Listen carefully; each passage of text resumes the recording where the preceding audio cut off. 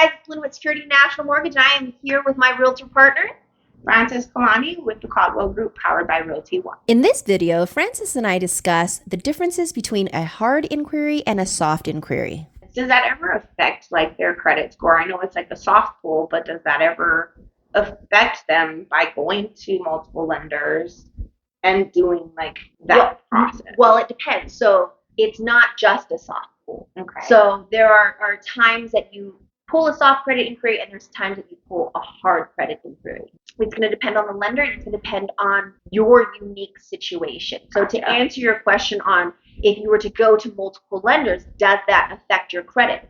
The answer is no. One, the stigma is that every time I get my credit pulled, it drops significantly. Yes. That is not true. Every time you get your credit pulled, your credit is impacted anywhere from 3 to 7 points per pull, right? For every hard inquiry, which means for us we call it a tri-merge.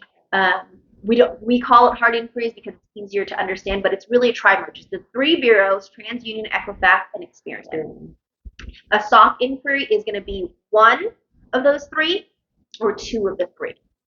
So a soft inquiry has no impact at all. Kind of like Credit Karma's soft inquiry. Yeah. When you go to your bank, like I have Chase, they pull my Experian.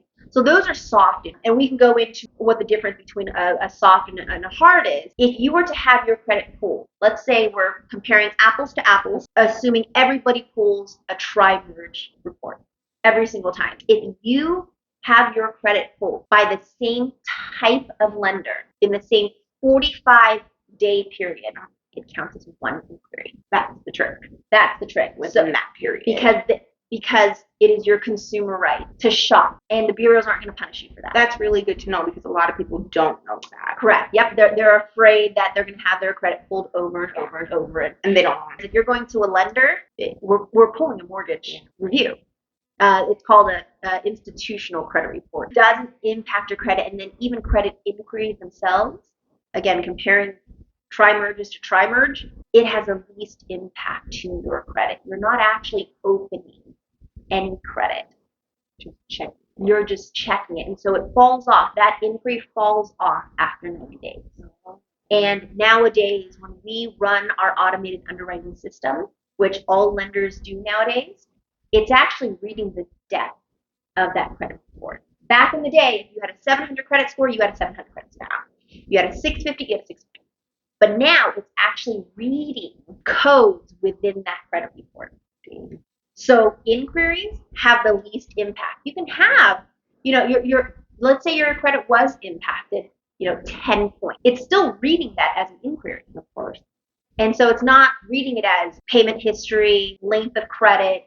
It's not reading that. It's just, you had your credit checked recently. It reads whether or not you've had late payments. It reads whether or not, a medical collection is going to read differently than an auto loan or a credit card collection, so it reads the depth of that. So just keep that in mind as well. That's really good information. That helps me to help my clients, and sharing that knowledge is power.